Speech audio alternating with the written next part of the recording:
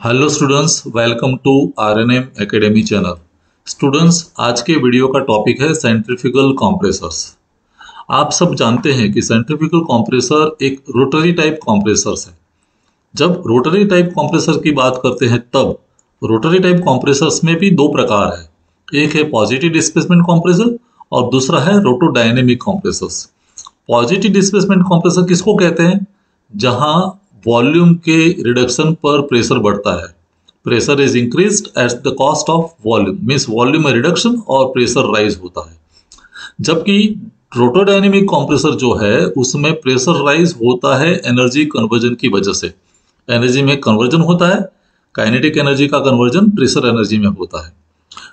जब rotary type compressors की बात करते हैं तो इसके पहले वाले दो वीडियोस में हमने बात की थी रूट्स ब्लोअर और वेन कंप्रेसर्स की।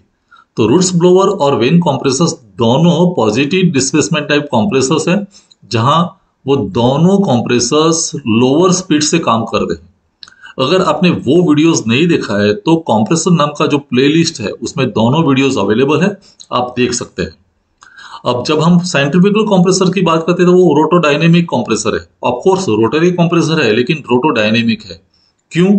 क्योंकि वो हाई स्पीड पर रन होता है। सेंट्रीफ्यूगल कंप्रेसर की बात करें तो वो 20,000 से 30,000 आरपीएम पर रन होता है, जबकि नॉर्मल जो रोटरी कंप्रेसर है, वेन कंप्रेसर या रूट्स ब्लोअर, वो उसकी उतनी स्पीड नहीं होती है। तो यहाँ जब हाई स्पीड इन्वॉल्व है तो हाई स्पीड के साथ एक फैक्टर इन्वॉल्व है, वो है सेंट्रीफ्यूगल फोर्स। और सेंट्रीफ्यूगल फोर्स की वजह से प्रेशर राइज कैसे होता है, सेंट्रीफ्यूगल कंप्रेसर्स के कितने कंपोनेंट्स है, हर एक कंपोनेंट का क्या काम है, और कंस्ट्रक्शन और सेंट्रीफ्यूगल कंप्रेसर वर्किंग कैसे करता है, ये सभी चीज के बारे में आज हम जानेंगे इस वीडियो में। तो चलो शुरुआत करते हैं। स्टूडेंट, सेंट्रीफ्यूगल कंप्रेसर का रोल समझने के लिए सबसे पहले हम सेंट्रीफ्यूगल फोर्स क्या है वो जान लेते हैं। मान लो कि आपके पास एक स्ट्रिंग है जिसको डोरी कहते हैं या थ्रेड, और उस स्ट्रिंग के साथ छोटा सा पत्थर जुड़ा हुआ है, अटैच किया है। जैसे यहाँ दिस इज द स्ट्रिंग, ये रेड कलर की है और उसके साथ एक पत्थर अटैच किया है। जब इस पत्थर को आप रोटेट करते हैं, जैसे रोटेट करना स्टार्ट करेंगे एक एंड से पकड़ के, जो एंड होगा वो आपका सेंटर बनेगा। जैसे दिस इज द सेंटर, और इस सेंटर से पकड़ के जब आप रोटेट करते हैं और ग्रेजुअली स्पीड बढ़ाते जाते हैं तो आपको रियलाइज होगा कि stress miss the string is stretched, डोरी स्ट्रेच होती है, टाइट होती है, और पत्थर बाहर की ओर घूमने स्टार्ट करता है। मीन्स जो पत्थर है वो पत्थर का मूवमेंट रोटरी मूवमेंट में बाहर की तरफ खींच आती है। तो वो जो स्ट्रेच होता है, स्ट्रिंग स्ट्रेच होती है, टाइट होती है, उसके पीछे जो रीजन रिस्पॉन्सिबल है वो रीजन है सेंट्रीफ्यूगल फोर्स।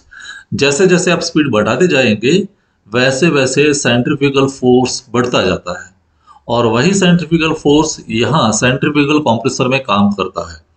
तो पहले कंपोनेंट समझ लेते हैं। सेंट्रीफ्यूगल कंप्रेसर्स में 6 पार्ट्स है।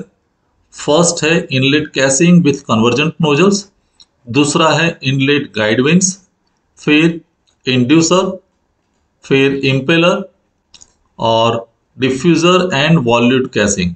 तो ये जो कंपोनेंट्स है जो मैंने यहाँ हाईलाइट किए, these are the 6 parts of centrifugal compressor. लेकिन उसमें ज्यादा इंपॉर्टेंट जो कंपोनेंट्स है वो लास्ट 3 है, इम्पेलर, डिफ्यूजर एंड वॉल्यूट कैसिंग। तो शुरुआत वाले जो 3 कंपोनेंट है उसका क्या रोल रहेगा वो मैं एक्सप्लेन करता हूं बाद में। लेकिन पहले बेसिक जो यहाँ मैंने 2 फिगर दिखाई है, एक को आप फ्रंट व्यू मान लेते हैं और दूसरे को साइड व्यू, तो पिछले जो 3 कंपोनेंट्स है उसका रोल समझ लेते हैं। अभी बात करते हैं इस फिगर की। तो इस फिगर में आप देखेंगे कि सेंटर में यहाँ दिस इज द सेंटर, और ये जो सर्कल है means it is the shaft. उस शाफ्ट पर एक रोटर अटैच किया हुआ है, दिस इज द शाफ्ट, और ये शाफ्ट रन होता है हमारे प्राइम मूवर से। तो जैसे आप कंप्रेसर को चलाने के लिए प्राइम मूवर स्टार्ट करते हैं, it may be electric motor, कोई आईसी इंजन, जो भी है, लेकिन जब प्राइम मूवर रन करेंगे तो ये शाफ्ट रोटेट होना स्टार्ट करेगा। यही शाफ्ट पर एक रोटर अटैच किया हुआ है, आप देख सकते हैं। और उस रोटर पर बहुत सारी ब्लेड्स लगाई हुई है, वेन्स है। तो ये रोटर है जिसको हम कहते हैं इम्पेलर। अंदर वाला जो सबसे छोटा रोटर है वो है इम्पेलर। जैसे मैं यहां दिखाऊं तो दिस इज, ये जो सर्कुलर जो है, ये रोटर जो है वो इम्पेलर है। और उसी रोटर पर बहुत सारी ब्लेड्स, ब्लेड्स भी कह सकते हैं, वेन्स भी कह सकते हैं, वेन्स माउंटेड है। अगर आप 3D में देखना है तो यहां आप देख सकते हैं ये शाफ्ट है, और शाफ्ट पर एक रोटर डिस्क है अंदर वाली, और उसी डिस्क पर यहाँ बहुत सारी ब्लेड्स लगाई हुई है। आप देख सकते हैं ये ब्लेड नंबर 1, फिर यहाँ दूसरी ब्लेड है, सेकंड ब्लेड, ऐसे बहुत सारी ब्लेड्स अटैच की हुई है। इम्पेलर जो है जिसको हम रोटर कहते हैं, वो इम्पेलर प्राइम मूवर के साथ कंटिन्यूअस रोटेट करता है। और हमें पता है कि सेंट्रीफ्यूगल कंप्रेसर्स की स्पीड बहुत ज्यादा है, 20,000 से लेके 30,000 आरपीएम तक की स्पीड है। तो उतनी ही स्पीड के साथ ये इम्पेलर घूमने वाला है। इम्पेलर की जो ब्लेड्स है, ब्लेड्स का आप कंस्ट्रक्शन देखें तो दोनों कॉन्जिक्यूटिव ब्लेड्स के बीच धीरे धीरे स्पेस बढ़ती जाती है। अभी इम्पेलर के बाद एक और रोटरी डिस्क है, लेकिन वो फिक्स्ड डिस्क है जिसको हम कहते हैं डिफ्यूजर रिंग, और उस पर भी बहुत सारी ब्लेड्स माउंट है। लेकिन ये जो सेकेंड सर्कल है जिसको हम डिफ्यूजर कहते हैं, उस पर जो ब्लेड्स है वो फिक्स्ड है। मीन्स डिफ्यूजर घूमता नहीं है, इम्पेलर रोटेट होता है, लेकिन डिफ्यूजर जो है वो फिक्स्ड रहता है। और डिफ्यूजर के बाहर एक कैसिंग है, जो कैसिंग का स्टार्टिंग आप यहाँ से देखें तो यहाँ से लेके धीरे धीरे एरिया बढ़ता जाता है, और फाइनली यहाँ डिस्चार्ज तक एरिया बढ़ता है। तो 3 कंपोनेंट समझ लीजिए, पहला इम्पेलर, दूसरा डिफ्यूजर, तीसरा कैसिंग। इम्पेलर कंटिन्यूअस रोटेटिंग मोड में है, उस पर बहुत सारी ब्लेड्स है, ब्लेड्स के बीच भी जो जगह है वो धीरे धीरे ग्रेजुअली सेंटर टू बाहर की तरफ वो बढ़ती जाती है। डिफ्यूजर फिक्स्ड है, उस पर विंग जो रोटे मीन्स ब्लेड्स है वो भी फिक्स्ड है, और उसके बाहर कैसिंग है। अभी शुरुआत के जो 3 कंपोनेंट है, inlet casing with convergent nozzle, inlet guide vanes और इंड्यूसर, ये आप मान लो कि यहाँ ये साइड व्यू हम एज्यूम करते हैं, तो साइड व्यू में वो तीनों कंपोनेंट यही कहीं जगह में होंगे, दिस स्पेस में। तो ये इम्पेलर का एंट्री पॉइंट जिसको हम कहते हैं आई ऑफ द इम्पेलर, ये आई है। और इम्पेलर का एग्जिट पॉइंट जिसको हम कहते हैं टिप। तो सेंटर पोर्शन है वो आई है, और एग्जिट पोर्शन है जिसको हम कहते हैं टिप ऑफ द इम्पेलर।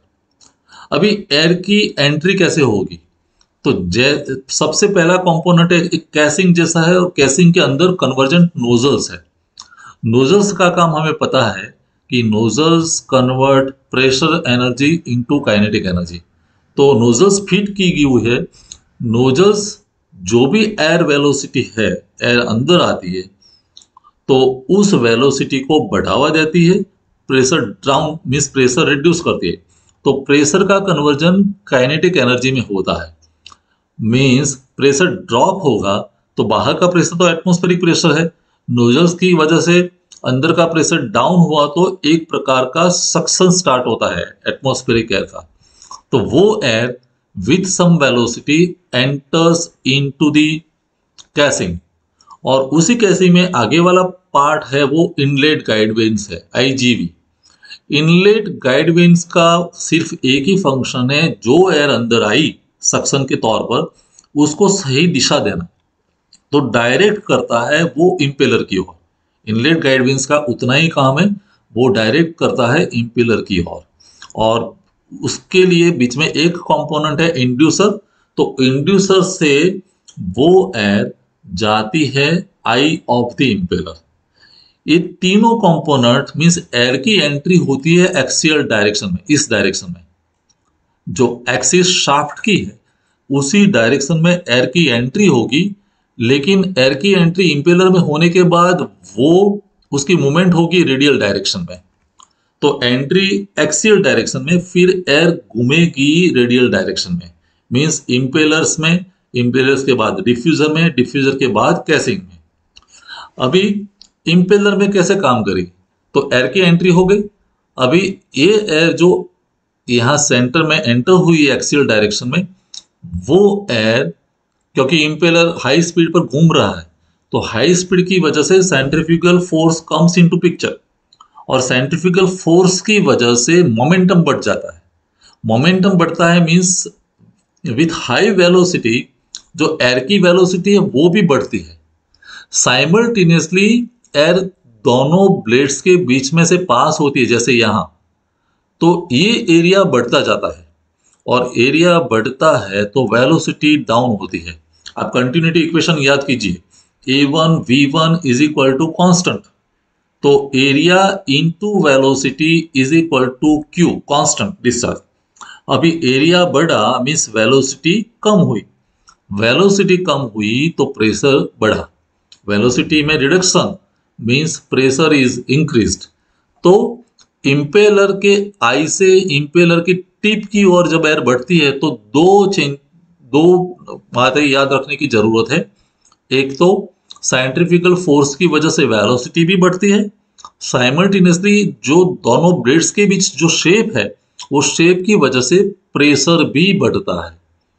अभी ये pressurised and high velocity air तुरंत एंटर होती है फिक्स्ड ब्लेड्स में, डिफ्यूजर फिक्स्ड है, और डिफ्यूजर रोटेट नहीं होता तो क्या होगा, जो हाई वेलोसिटी वाली एयर डिफ्यूजर में एंटर होगी तो velocity is broken down, velocity बिल्कुल टूट जाती है, वेलोसिटी स्लो हो जाती है, जीरो हो जाती है, जो भी कहो, velocity means kinetic energy is broken down, और काइनेटिक एनर्जी में ड्रास्टिक चेंज आता है मीन्स रिडक्शन होता है, तो प्रेशर एनर्जी ड्रास्टिकली बढ़ती है।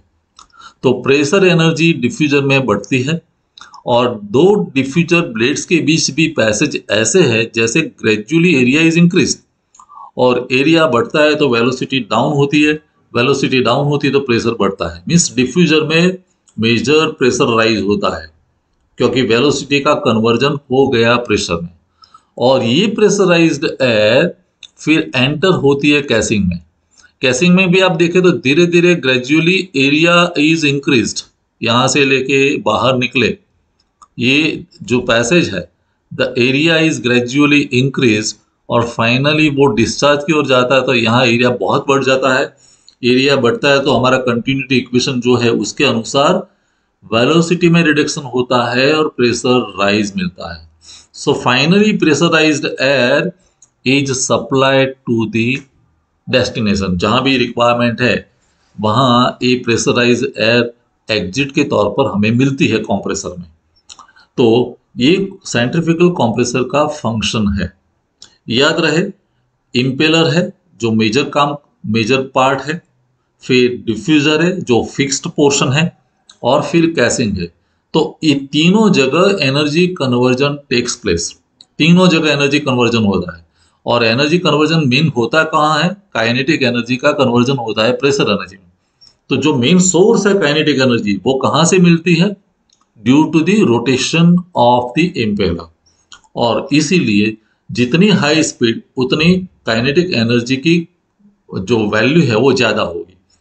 तो 20,000 से 30,000 आरपीएम पर जब ये रोटर इम्पेलर रोटेट करता है तो काइनेटिक एनर्जी का जो क्वांटम है वो बहुत हाई है, और वहीं काइनेटिक एनर्जी का कन्वर्जन होता है प्रेशर एनर्जी में।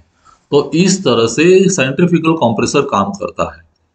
सेंट्रीफ्यूगल कंप्रेसर्स, मुझे लगता है आपको इस जो फंक्शन है वो समझ में आ गया होगा। सेंट्रीफ्यूगल कंप्रेसर्स के बारे में आपको एग्जामिनेशन में भी प्रेशर में क्या बदलाव है, वेलोसिटी में क्या बदलाव है, वो डायग्राम ड्रॉ करना जरूरी बनता है। तो आप देख सकते हैं, पहले मैं वेलोसिटी की बात करता हूं, वेलोसिटी में क्या चेंजेस आते हैं। तो नीचे वाला जो डायग्राम है वो वेलोसिटी है, और यहाँ 4 कंपोनेंट्स आपको दिखाए हैं। पहला है इनलेट कैसिंग, फिर दूसरा है इंपेलर, तीसरा है डिफ्यूजर, और वॉल्यूट कैसिंग। इनलेट कैसिंग में क्या होता है, तो इनलेट कैसिंग आप याद करो तो नोजल्स वाला पोर्शन है, तो नोजल में प्रेशर एनर्जी का कन्वर्जन होता है काइनेटिक एनर्जी में, मींस वेलोसिटी बढ़ती है। तो आप देख सकते हैं velocity is increase from inlet condition to outlet condition, velocity rise हुई। फिर इंपेलर में क्या हुआ, इंपेलर में भी सेंट्रीफ्यूगल फोर्स की वजह से मोमेंटम जो बढ़ता है तो उसकी वजह से भी वेलोसिटी बढ़ती है।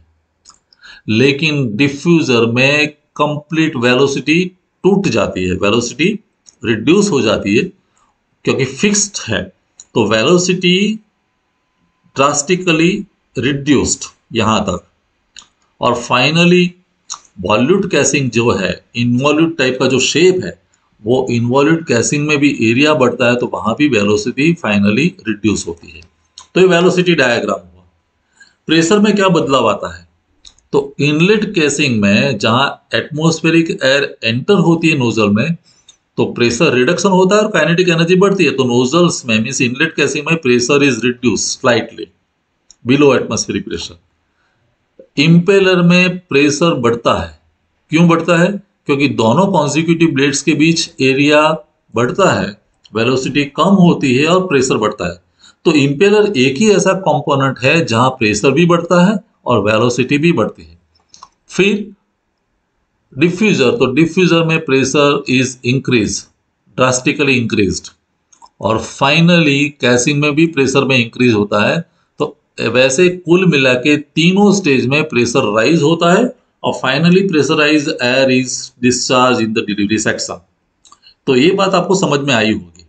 अभी स्टूडेंट्स एग्जामिनेशन में कैसे आप लिखे या नोट कैसे तैयार करें, तो सिंपल मैपिंग से मैंने इंपॉर्टेंट पॉइंट्स यहाँ दिखाए हैं कंक्लूजन के तौर पर कि सबसे पहला कंपोनेंट कौन सा है, inlet casing with convergent nozzles, जहां प्रेशर एनर्जी का कन्वर्जन होता है काइनेटिक एनर्जी में।